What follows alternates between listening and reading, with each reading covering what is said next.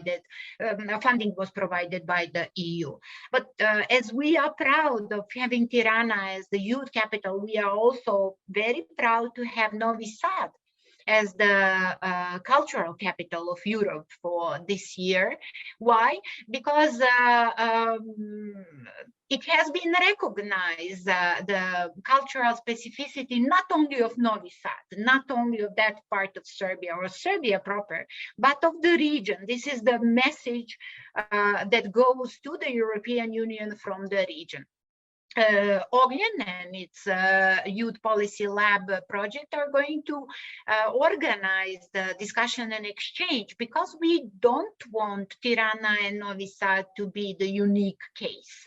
And then for a long time, nothing in terms of the presentation from the region, but quite contrary, to learn what actually they presented during this year for the youth and the cultural capital of Europe to other capitals, in order to emphasize the importance of them running for those positions. So please stay in touch with them, with the Western Balkan Youth Policy Lab, for learning more on how we can promote the Western Balkan cultural heritage, but also exchange.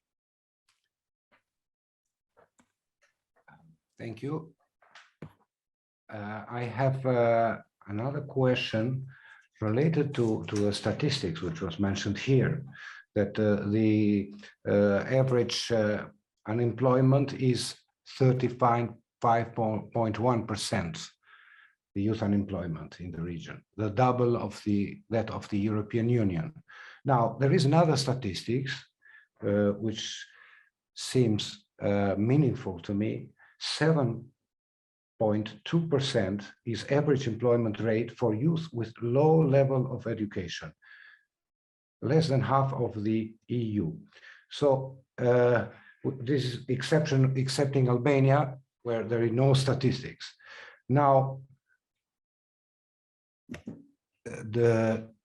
it takes us, or it makes me think on the quality of employment, because it's not only, we have the figure, the global figure, that such is employment, such is unemployment. Now, the quality of this small figure of employment, what is it?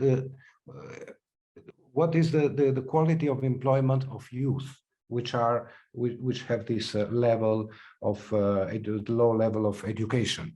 Do they have fixed contract, or do they have very temporarily, as they are having here in Spain now after the financial crisis?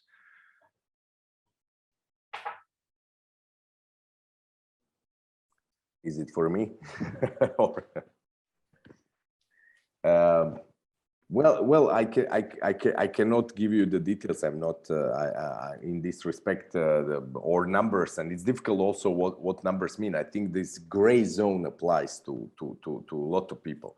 One thing that kept the social peace in these countries is related to two things. One, it's housing. And the fact that people mostly own their apartments. They usually got by working during socialist times, and then they managed to buy them off.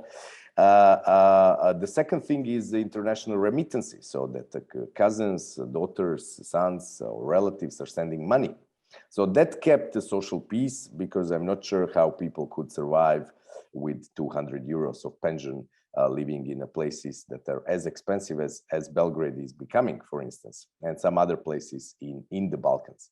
Therefore, very often what happened that pensions of grandmothers and grandfathers also provide some pocket money for their grandsons and granddaughters. So the situation is, in this respect, it's quite difficult. So you got this kind of flexibility in the worst way. Occasional jobs, temporary jobs, precarity, and then, of course, some sort of a community support. But obviously, and we've been talking about this today, this is not the way to improve situation, not only to improve, but with this you cannot really plan. You cannot really plan the future. And of course, a lot of young people know this. And as I said, there's a lot of these sad stories that are related to the youth being forced to emigrate. But it's not only story of going to Austria and Germany, or in the Croatian case, Ireland. It is also the story of going to Dubai, to going to the Gulf, to going to big cruisers and so on, in order to amass a bit of money that might get you from point A to point B or a couple of months. Obviously, this doesn't give you a huge perspective. And after a couple of years of not having perspective and doing these sort of jobs, some other problems arise, such as depression or anxiety and so on, and the sense of trap. So behind these numbers, obviously, there's a lot of human stories, and some of which involve, let's say, as they like to call use this word, resilience or creativity. But creativity and resilience in what? In surviving really under really bad circumstances. Of course, I'm not speaking here about, say, 5 to 10% of the youth that might have a more secured future by their parents, by the property they inherited. But these people obviously have a different agenda that is dissociated from society. So what the rich do is they send their kids into private schools, and they send their kids to bad schools, and they send their kids abroad. And then these kids, if they come back, they're going to secure themselves a really good jobs. We have 1 more minute, but 2 questions. I don't know what to do. One question is, we know that there are several organizations about involving youth. Which are the ways to involve more in youth organizations? It can be sent by writing, I think. They sent to me and I sent to these people. Then another question is, let me see. How can youth regional organizations contribute in preventing the youngster from leaving their countries? This is the next topic, dear Claudiana, that we will have the next issue. For the next session, we have this discussion about brain draining and the causes, and then another question just came, but they came late.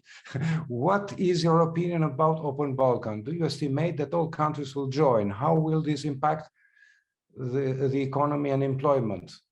Do we have time, dear host, for this question? To briefly. Sure, for us, everything is all right. You decide. Okay, so please, Tanja. One thing, if you let me just to go, and I think that Ognjen actually respond, because I send him a message not to waste time, how to connect and how to help to the national youth councils in terms of doing their job. And I will try to answer to the question of the Open Balkans.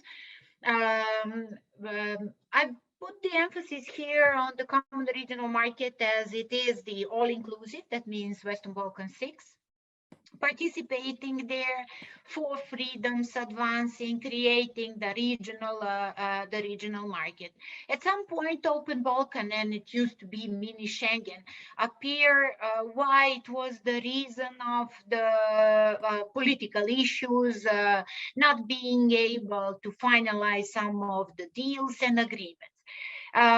So what would be the answer? Of course, that we cannot be against any type of the regional integration. Each and every moment that brings and expand the possibility of cooperation and even integration of our region is a good moment, is the positive thing, something to support. But it's equally important to have all-inclusive, all of them to participate, all 6 of them to participate, because it cannot be half regional cooperation and integration. It will not bring the fruits and the results as it is the full one. Maybe the best possible way is to connect those regional initiatives, to make the bridge between them, to try to overcome the obstacles that exist. There is a lot of other issues to discuss, but this is also for some other discussion, especially dedicated to this issue. But thank you very much for being interested in this. Okay, thank you very much to Professor Miščević, to Professor Štiks, to all the attendants. I hope you enjoyed it, and I hope, and we will try that the next time to have more people to participate and to be present. Thank you so much, and goodbye. Thank you. Thank you, everyone. All. Thank you for your attendance and for listening. Bye-bye. Bye-bye. Thank you very much. Bye. Thank you.